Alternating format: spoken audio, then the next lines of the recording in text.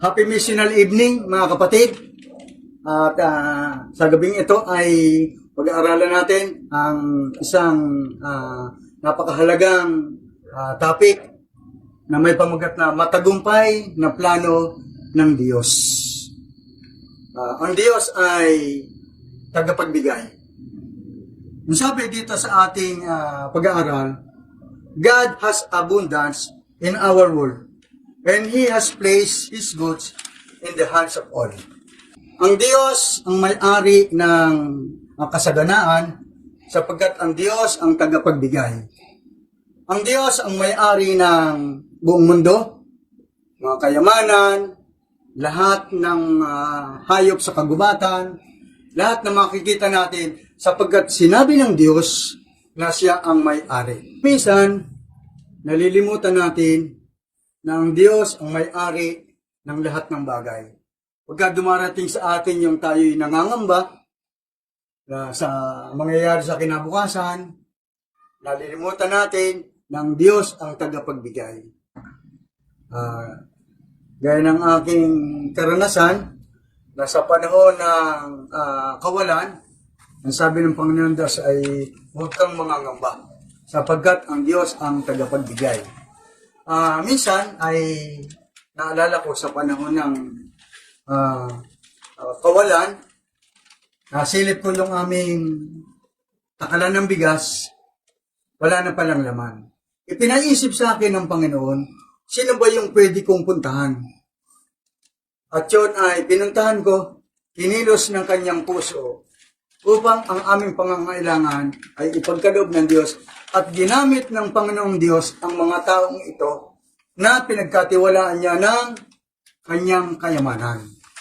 Kaya napatunayan ko na ang Diyos ay hindi nagpapabaya.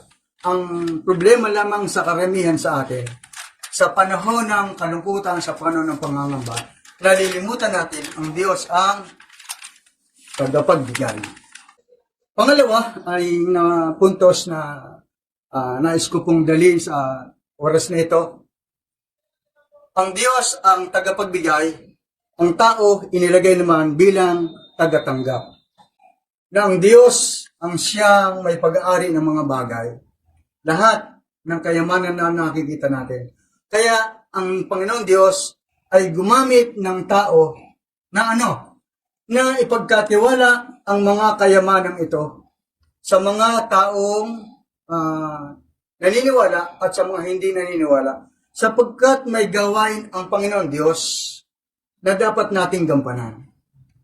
Pupuntahan natin ang mga taong ito sapagkat ang Panginoon ay kikilusin niya ang kanilang mga puso upang ang ipinagkatiwala na kayamanan sa kanila ay magamit sa gawain ng Panginoon. Naalala ko tuloy ang isang karanasan na sa panahon ng inutusan tayo ng Panginoon na magamit ang kanyang pinagkatiwala sa atin, sa kanyang gawain. Naalala ko din yung panahon ng harvest and gathering. May panahon kasi na ang iglesia ay inuutusan tayo na hanapin natin ang mga taong itong pinagkatiwalaan upang kilusin ang kanilang puso para magamit sa gawain. Mayroon akong mga malalapit sa puso na naalala ko na ng aking isang ninang na Methodist.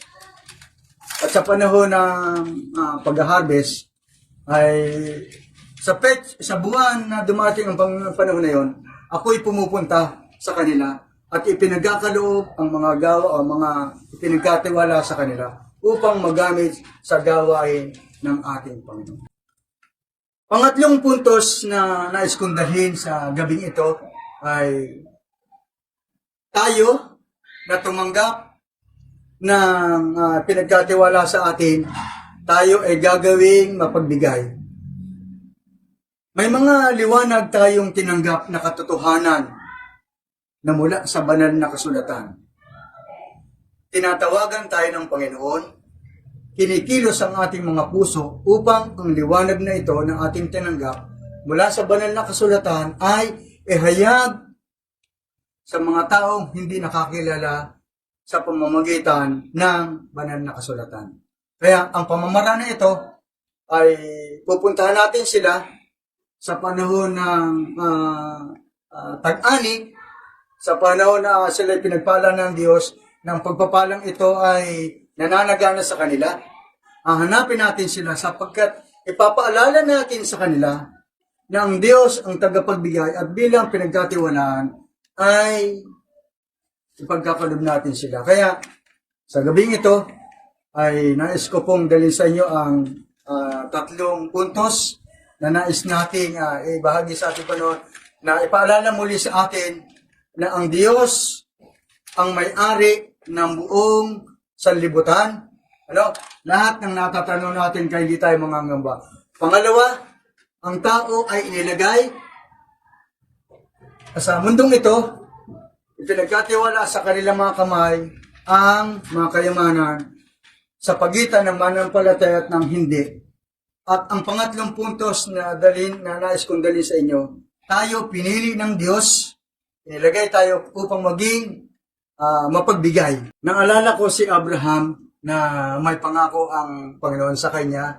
Tayo bilang mga Adventista, mga anak ng Diyos, bagamat hindi tayo kasing yaman ni Abraham, pero mayroon tayong mga pinagkatiwala sa natin ng Diyos. Kaalaman sa banal na kasulatan, kaalaman tungkol sa kalusugan, kaalaman tungkol sa papaano natin igagalang at sasambay ng Diyos. Yun lang ang hinihingi sa atin. Na yung mga maliliit na pinagkatiwala sa atin ng Diyos ay ibahagi natin sa iba. Sapagkat tayo tagapagdala ng liwanag, tinanggap natin ng walang bayad, ipagkaloob natin ng walang bayad. Magandang gabi po sa inyong lahat.